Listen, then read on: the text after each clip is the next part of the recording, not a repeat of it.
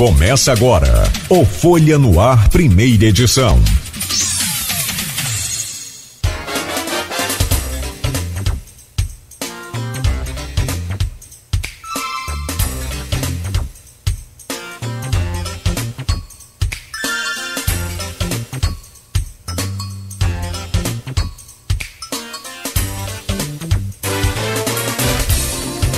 Quinta-feira, 12 de novembro de 2020.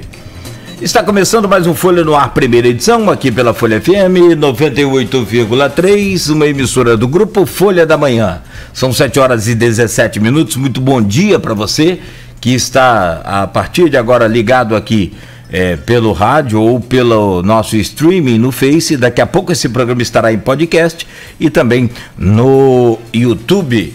O Instituto Nacional de Meteorologia prevê para esta quinta-feira em Campos um dia chuvoso. Aliás, choveu muito ontem, só que aí num tempo mais espaçado, né? Então não deu tanto problema quanto deu na chuva de anteontem, que foi um volume muito grande num tempo muito curto. Não é? Então, para hoje também o tempo deve ficar nublado, chuvoso durante todo o dia, com mínima de 22 e máxima de 28 graus. O programa de hoje conta com os jornalistas Arnaldo Neto, que já está em videoconferência conosco, daqui a pouco o Aloysio Abreu Barbosa, e vamos receber daqui a pouco também, mas já em videoconferência com a gente, e a gente agradece aí a sua presença de antemão, o professor sociólogo da UENF Campus, o Roberto Dutra, que vem para falar sobre a derrota de Trump e as consequências, né, a Bolsonaro, e as consequências também do que Bolsonaro tem dito, uma projeção do sociólogo aí às eleições a prefeito de Campos, a vereador também, né, entre outros assuntos, e a sua participação aí conosco, através do streaming deste programa, com as suas perguntas, a sua opinião. O oferecimento dos laboratórios Plínio Bacelar e Clínica Proteus. Vamos aos destaques de hoje do portal folha1.com.br, alguns pelo menos aqui para a gente poder adiantar. Fiscais apreendem quase 40 mil após denúncia de compra de votos em Campos. A informação foi passada ontem, logo nas primeiras horas da manhã, no blog do Arnaldo Neto, e o dinheiro foi encontrado em Morro do Coco, na casa de um cabo eleitoral ligado aos candidatos a vereador Marquinhos Bacelar e a prefeito Bruno Calil. Candidato a prefeito de Bom Jesus morre em transmissão ao vivo pela internet. Paulo Sérgio Cirilo passou mal durante entrevista transmitida por uma faculdade da cidade. Trabalhadores ligados ao Porto do Açu anunciam greve em busca de melhores condições. Secretária de Saúde de Campos, Cíntia Ferrini, testa positivo para o coronavírus. Circulação total de ônibus e vans no dia 15, no dia da eleição, domingo, a partir das 6 horas da manhã.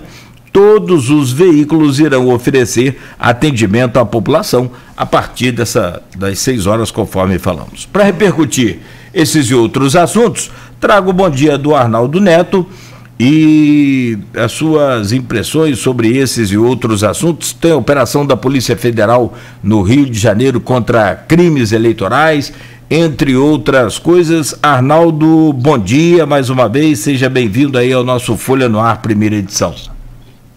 Bom dia, Nogueira, bom dia, Roberto, já com a gente aí para a nossa entrevista no próximo bloco.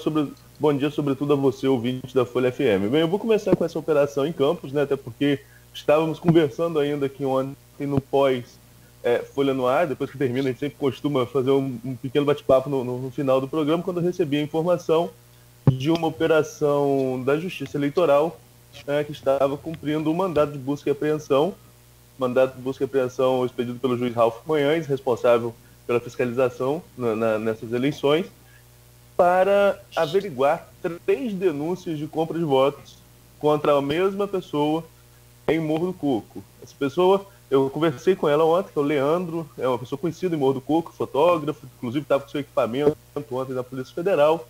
Fui até a Polícia Federal conversar com ele, e o Leandro relatou que esse dinheiro que ele estava em casa, exatamente 38.500, né, a primeira informação é que chegou para a gente, esse dinheiro estava sendo contado, era quase 40 mil, já tinha passado de 37 mil. A operação ainda estava acontecendo quando nós soltamos a informação. Não soltamos inicialmente quem seriam os candidatos, né, porque a fonte que eu tinha não estava no local, era uma pessoa que tinha informação de que isso estava acontecendo, mas é uma fonte segura, uma fonte que eu conheço há muitos, muitos anos, e no sagrado e constitucional direito guardo o sigilo, óbvio. Mas enfim, você sabe a relação, de que quem te passa a informação, você sabe que dá para você apostar e o que você tem que esperar. Mas quando não está no local, eu prefiro ainda guardar um pouco, até ter a confirmação oficial de que é ligado a um ou outro candidato. E aí soltamos a primeira informação e continuamos na apuração. Conversei com o Leandro, quando ele estava na Polícia Federal, o cabo eleitoral. Ele informou que esse dinheiro era pagamento era fruto de economias, como ele tinha argumentado junto aos fiscais eleitorais, e que era para quitação de uma transação de um terreno. Inclusive levou um contrato para apresentar ao delegado da Polícia Federal, Paulo Cassiano, no qual ele foi convidado a depor. Ele não tinha obrigação de depor. A Justiça Eleitoral, como nós estamos num período em que o eleitor não pode ser preso, né, a não ser em flagrante delito, ele não tinha obrigação de ir à Polícia Federal para prestar esse depoimento. O que ele fez? Ele disse que estava ali porque ele precisa desse dinheiro. Estou passando aqui a versão dele. Ele precisa desse dinheiro, então ele ia depor, passar a sua versão para tentar a liberação, o que não conseguiu após o depoimento do Paulo Cassiano. Ao Paulo Cassiano, o dinheiro ficou apreendido nessa questão. Ouvimos o candidato a prefeito Bruno Calil, no qual ele é ligado, e inclusive tinha uma reunião que eu não sei se aconteceu, mas que até ontem estava mantida para depois das 18 horas. Ele tinha uma reunião para o Bruno Calil e para o Marquinhos Bacelar, que ia acontecer lá em Morro do Coco, e o Bruno falou que aguardava mais esclarecimento da justiça e que não via como crime, não via ali como crime essa questão de ter dinheiro em casa. E realmente não é, desde que você comprove a origem lícita desse recurso. Depois o que acontece? O Marquinhos Bacelar só conseguiu falar depois, só conseguiu o contato dele depois. Aí o Marquinhos veio com aquele discurso de que é um jornalismo tendencioso, né? Porque político é engraçado, né? Você pega todas as campanhas eleitorais, as nossas matérias estão em todas, quando convém. Quando não convém, é tendencioso.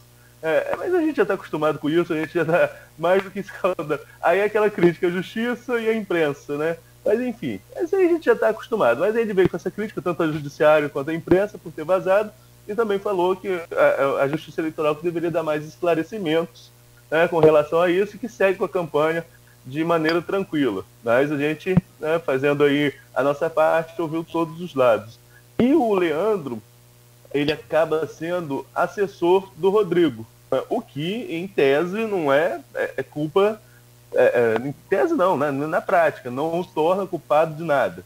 É uma investigação, como eu falei, foram 3 denúncias, conversei com o Leandro, ele atribui essas denúncias a opositores, né, que teriam aí um certo receio do desempenho eleitoral dos candidatos que ele apoia, e aí coloca todo nesse bojo e que é uma questão de perseguição. Lembrando que ontem, apesar dessa ter sido de destaque por causa da apreensão, não foi a única ação da Justiça Eleitoral com relação a propagandas irregulares, a denúncias de compra de votos. Essa ganhou maior destaque devido à apreensão do dinheiro, claro, essa chama atenção. Mas tivemos mais 2 operações, né, a polícia cumprindo a Justiça Eleitoral, os fiscais do TRE, cumprindo alguns protocolos que vão se acirrar, né, a partir de agora, isso aí eu não tenho dúvida. Eu estou até, Nogueira, eu coloquei no meu blog ontem à noite, que é a política acirrada também, que é a política de São Francisco de Itabapoana, tem uma pesquisa eleitoral no forno, para ser divulgada hoje. Né? Só que o que acontece? Já me ligaram ontem à noite falando que essa questão já está judicializada. Já há pedido para impugnar a divulgação dessa pesquisa. Então, assim, essa semana toda hora tem questão de justiça eleitoral, é uma semana muito quente. Nós passamos por uma campanha fria, né, devido a todo esse momento que vivemos de pandemia. Então a campanha até 20 de outubro, o candidato não podia ir para a rua, eleição em outro momento, eleição restrita a quem não pode, tem gente que não vai poder votar nesse domingo, quem tiver sintomas da Covid nos últimos dias, quem tiver testado positivo pela Covid desde o início do mês, então não vão poder votar. Então é uma eleição atípica, mas nessa semana agora, esta semana da eleição mesmo, as vésperas da eleição, estamos aí a 3 dias das urnas, é uma semana mais quente e a gente está aí acompanhando. Falando de todo esse noticiário político, a gente tem uma notícia triste, né, de um candidato a prefeito em Bom Jesus de Itabapoana, o candidato, agora me fugiu o sobrenome dele, Cirilo. Agora o que faleceu aí durante a transmissão ao vivo foi o Paulo Sérgio Cirilo. Paulo Sérgio, exatamente. Durante uma transmissão ao vivo, como estamos fazendo aqui agora por Skype, né, uma reunião... a reunião, como estamos fazendo agora, o que acontece é uma forma que se teve de fazer essa campanha eleitoral. Nós recebemos todos os candidatos a prefeitos aqui, e estava ali uma discussão com mais 2 candidatos, um debate com mais 2 candidatos. Na hora que ele vai falar, ele acaba passando mal, né? O vídeo transmite isso ao vivo. Ele chegou a ser socorrido, mas não resistiu. Ele, inclusive, Nogueira, chegou a assumir a prefeitura de Bom Jesus em algum momento, porque a nota da prefeitura de Bom Jesus de Itabapoana diz que o ex-prefeito, lamenta a morte do ex-prefeito. A 3 dias das urnas, é um fato que realmente teve uma repercussão ampla. Ontem, por exemplo, eu estava olhando pelo sistema do Folha 1, rapidamente propagou muito rápido e chegou muito longe, né, porque a gente tem como verificar isso pelo IP que vai acessando, chegou Sim. muito longe. E depois a mídia nacional toda, né, acabou noticiando, tinha notícia no Globo, no UOL, em todos os grandes veículos de comunicação. Eu não cheguei a ver no Estadão ainda, mas certamente vai repercutir. Mas nos demais grandes veículos de comunicação do país, essa triste notícia acabou por repercutir. E lamentável, né? Infelizmente. Né? Agora, no caso eleitoral, aí o vice, a chapa dele passa a ter um candidato substituto? Tem isso de cabeça aí, Arnaldo?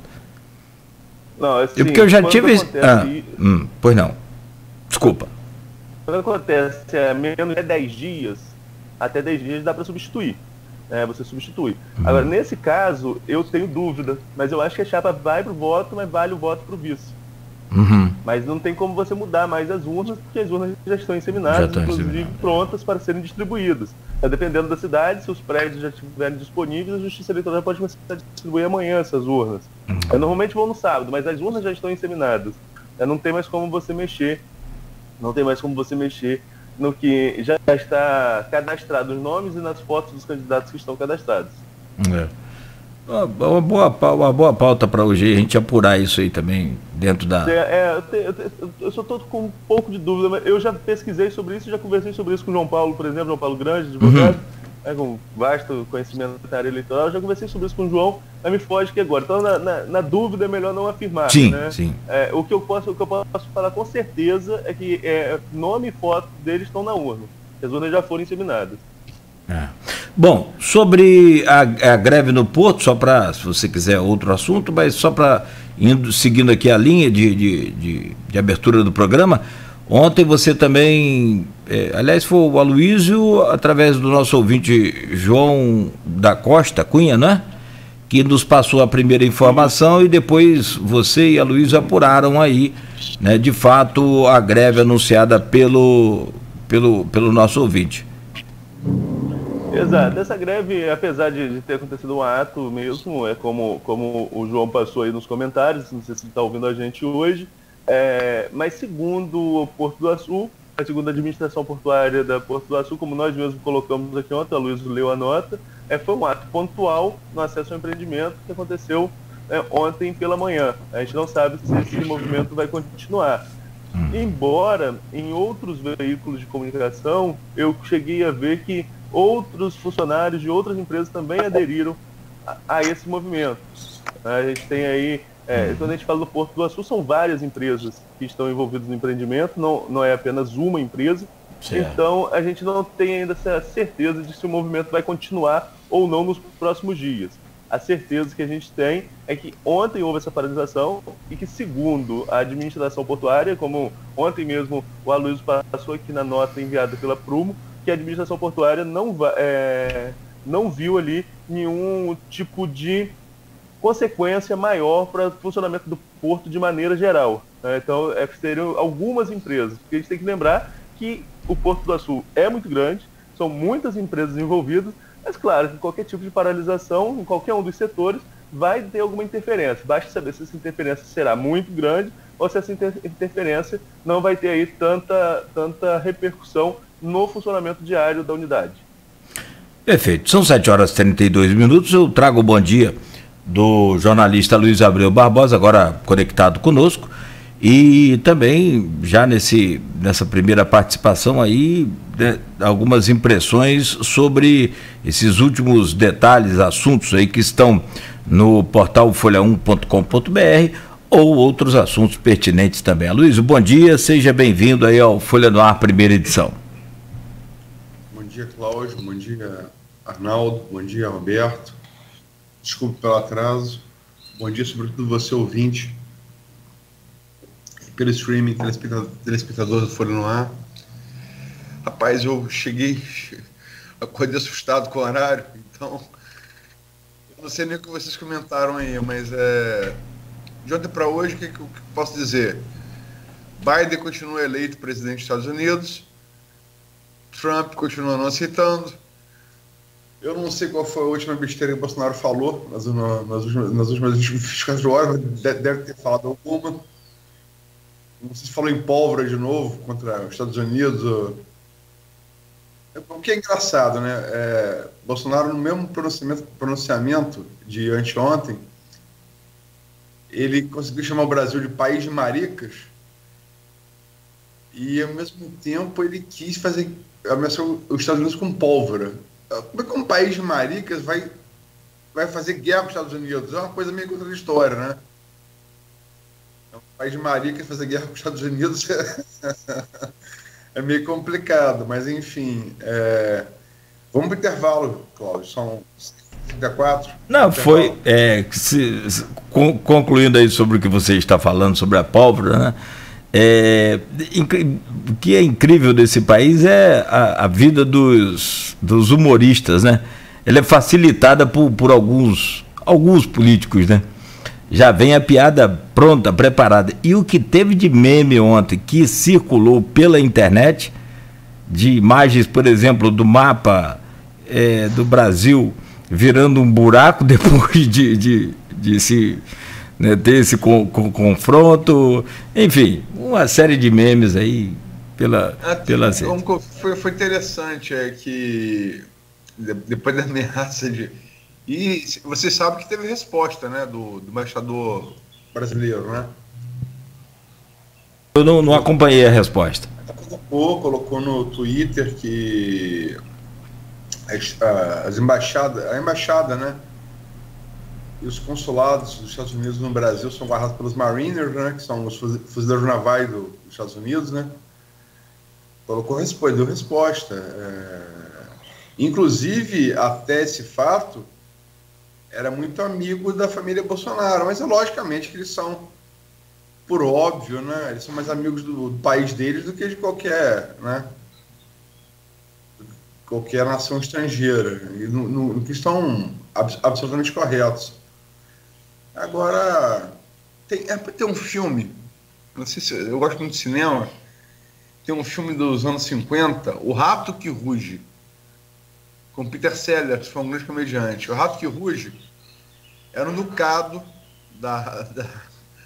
no pós-Segunda Guerra Mundial da Europa. E aí os Estados Unidos fez o plano Marshall para reerguer a Alemanha e o Japão.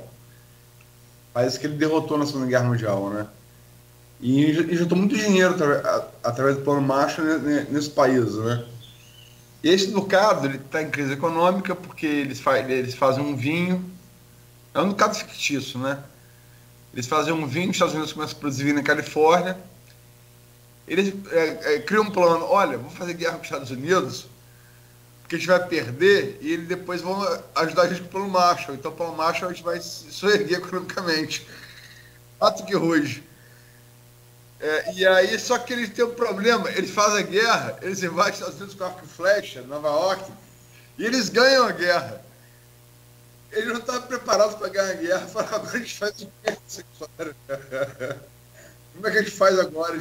Pô, a gente fez para perder, ganhamos. Ferrou. Muito bom, muito bom. Vamos tomar cuidado, porque... Claro. Os Estados Unidos estão muito preocupados, porque eles veem que eles se na Guerra Mundial e o nosso exército eu tenho equipamento mais ou menos no tempo da Segunda Guerra Mundial, então eles estão preocupados que a Segunda Guerra Mundial de novo. Mas enfim, vamos lá. Vamos lá. 7h37, voltamos em instantes então com o Folha no Ar, primeira edição, aqui pela Folha FM, já com o nosso streaming aí no Face, onde você acompanha ao vivo esse programa também. Roberto Dutra, nosso convidado de hoje. Voltamos no oferecimento dos laboratórios Plínio Bacelar e Clínica Proteus. Leve seus sonhos para fazer check-in com a